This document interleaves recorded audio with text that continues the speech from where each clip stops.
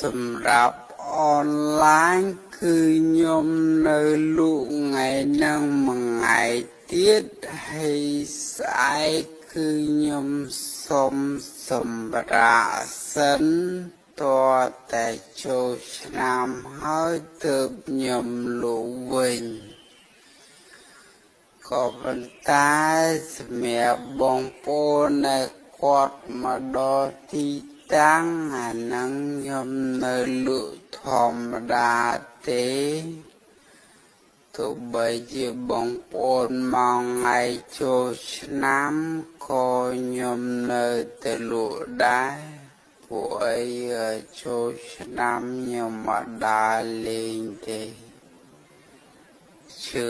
ដើរទាំងដើរទៅអត់មានអ្នកស្រឡាញ់ផង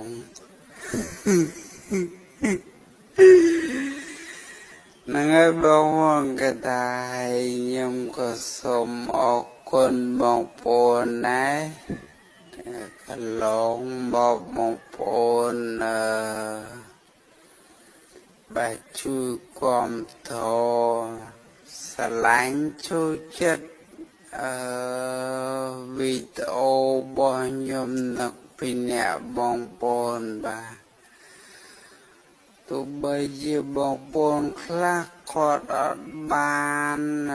ជួយកំងអីវ៉ាន់ក៏ប៉ុន្តែគាត់បានជួយ like វីដេអូ share វីដេអូ comment វីដេអូនិងជួយមើលវីដេអូរបស់ខ្ញុំធ្វើឲ្យเพจរបស់ខ្ញុំកាន់តែរីកលោបាទហើយខ្ញុំអត់មានអីច្រើនទេបាទគឺមានតែម្រាមដៃដប់មកសូមអរគុណបងប្អូនបាទចេញពីចិត្ត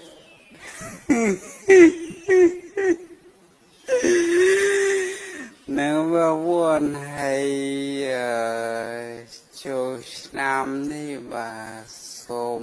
ជូនពរឲ្យបងប្អូនទាំងអស់គ្នាបាទជួបប្រទះតែ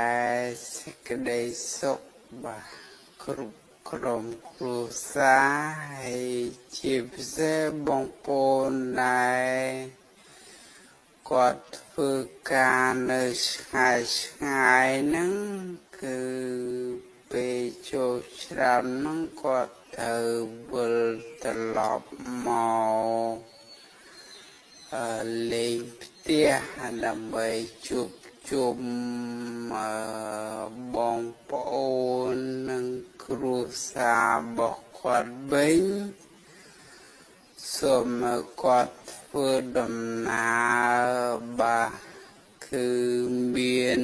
សុវត្ថិភាពទាំងទៅហើយនឹងមកបាទ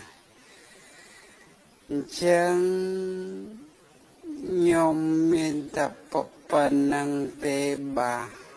អរគុណបងប្អូនជម្រាបលាជួបគ្នានៅវីដេអូក្រោយ